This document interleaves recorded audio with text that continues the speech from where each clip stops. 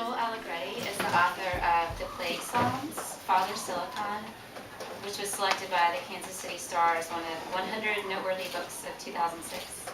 Also, Rum and Ropa Nippon, New York, Poems, Not Poems. His poetry was the basis of 2 song cycles by Frank Ezra Levy. Joel.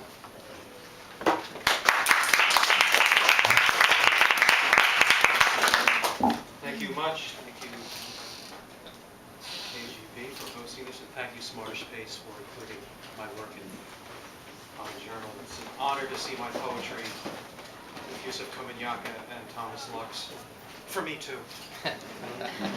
This is the poem that's in the issue 19.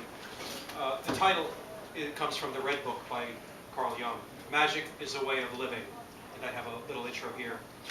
The magician's arsenal of tricks includes the illusion of making things disappear. The following poem is one poet's variation of the trick. It consists of 4 individual erasures made from the following paragraph in the Red Book. Magic is a way of living. If one has done one's best to steer the chariot, and one then notices that a greater other is actually steering it, then magic takes place. One cannot say what the effect of magic will be. No one can know in advance because the magical is lawless. Stupidity, too, is part of this, which everyone has a great deal of. And also tastelessness, which is possibly the greatest nuisance. Magic is a way of magic. Magic cannot say magic will be magical because the magical is lawless. Magic is a nuisance. Cinecittà, the Italian film studios, are probably most associated with Fellini, but they were the brainchild of Mussolini. Cinecittà, 1937. Produce, pro duce. When I was a kid, one of my favorite TV shows was Batman. Now, let's be honest, nobody watched Batman for Adam West and Burt Ward. Everybody watched it for the villains.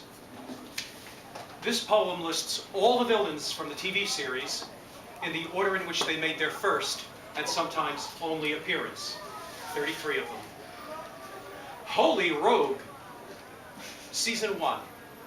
The Riddler equivocated, but finally came clean to the Penguin, who quacked it to the Joker, who guffawed and notified Mr. Freeze, who coolly informed Zelda the Great, who pulled it out of her hat for the Mad Hatter, who stole the hat and blabbed to Falseface, who was tempted to lie but was candid with Catwoman, who purred it to King Tut, who proclaimed it to the Bookworm, who read between the lines and reported it to Season 2. The Archer, who gave it point blank to the Minstrel, who turned it into a ballad he sang for Ma Parker, who rewrote it as a ransom note she left for the Clock King, who waited an hour before sharing it with Egghead, who may have exaggerated a little, when he opened up to Chandel, who conveyed Allegro ma non troppo, to Marcia, Queen of Diamonds, who scintillatingly imparted the knowledge to Shane, who shot his mouth off to the Puzzler, who checked in with Rube Goldberg before he slipped it to the Sandman, who slept on it before bringing it to life for Colonel Gum, who chewed on it before passing it on to the Black Widow, who enlightened that absolutely darling little Season 3. Siren, who felt herself caught between a rock and a hard place, but chirped it to Lola Lasagna, who belted it out, to Louis the Lilac, who decided to be sweet and advised Olga, Queen of the Cossacks, who sent a cable to Lord Marmaduke Fogg and Lady Penelope Pea Soup,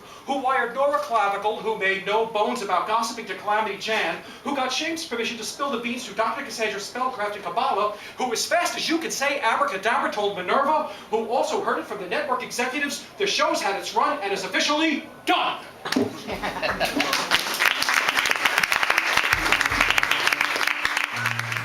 Valium sunset, hazy sky, Motel Bambi, where has all the sunshine gone?